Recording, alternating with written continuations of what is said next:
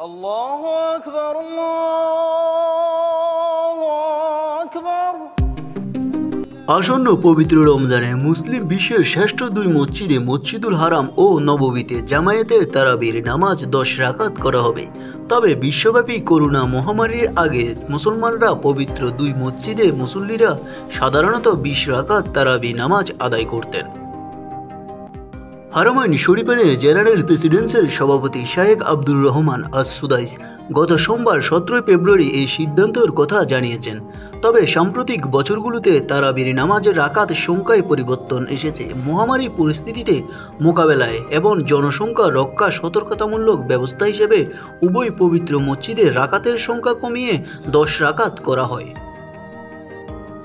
এছাড়াও তারাবি নামাজে যারা ইমামতি করবেন তাদের সম্পর্কে আরও বিস্তারিত তথ্য সরকারি নির্দেশনা প্রকাশ করা হয়েছে। সৌদির পবিত্র দুই মসজিদে জামায়াতে 10 রাকাত তারাবি এবং এরপর 3 রাকাত বিতির পড়ার সিদ্ধান্ত গ্রহণ করা হয়। তবে বিশ্বব্যাপী অনেক মসজিদে 20 রাকাত তারাবি জামায়াতে আদায় করে থাকেন মুসল্লিরা।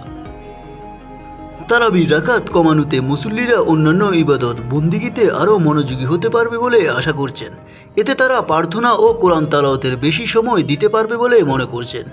মসজিদুল হারাম ও মসজিদুল নববীতে বিখ্যাত ইমামরা তারাবির নামাজের ইমামতি করবেন। যারা এতে সরাসরি অংশ নিতে পারবেন না তারা বিশ্বের নানা প্রান্ত থেকে টেলিভিশনে সম্প্রচার দেখতে পারবেন।